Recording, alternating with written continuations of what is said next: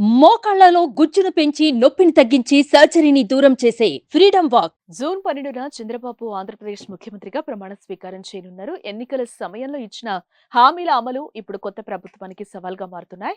Super 6 తో పాటుగా మేనిఫెస్టోలో ఇచ్చిన హామీలను అమలుకు రాష్ట్ర ఆర్థిక పరిస్థితి పైన కసరత్తు జరుగుతోంది. ఇదే సమయంలో మహిళలకు ఉచిత బస్సు హామీ అమలుపైన ప్రభుత్వం కీలక అడుగు వేస్తోంది. తెలంగాణ, కర్ణాటక తరహాలోనే ఏపీలోనూ ఉచిత బస్సు ప్రయాణం అమలు చేస్తామని టీడీపీ హామీ ఇచ్చింది.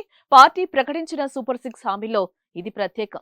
కర్ణాటక, తెలంగాణలో ఈ పథకం అమలు ద్వారా ప్రభుత్వ ఖజానా పైన పడుతున్న భారం, లాభ నష్టాలపైన ఆరా తీస్తున్నారు. ఏపీలో ఆర్టీసీ ప్రభుత్వంలో విలీనమైంది. ఇక రోజువారీ బస్సుల్లో మహిళల ప్రయాణ వివరాలపై నివేదిక సిద్ధం చేస్తున్నారు. ఉచిత బస్సు ప్రయాణం అమల్లోకి మరింత పెరిగే అవకాశం ఉంది. అందుకే ఆ హామీ అమలు చేయాలంటే మరిన్ని బస్సులు అవసరమని అధికారులు అంచనాకొచ్చారు. ప్రస్తుతం ఉన్న బస్సుల్లోనే ఈ పథకం అమలుపైన ఎదురయ్యే సమస్యలపైన నివేదికలో పొందుపరుస్తున్నట్లుగా తెలుస్తోంది. అదేవిధంగా ఈ పథకం అమల్లో ఎదురవుతున్న సమస్యలు, వాటి పరిష్కార మార్గాలపైన నివేదికలో కోరినట్లుగా తెలుస్తోంది. తెలంగాణలో ఈ పథకం అమలుతో ఆటో డ్రైవర్లు నిరసనకు దిగారు.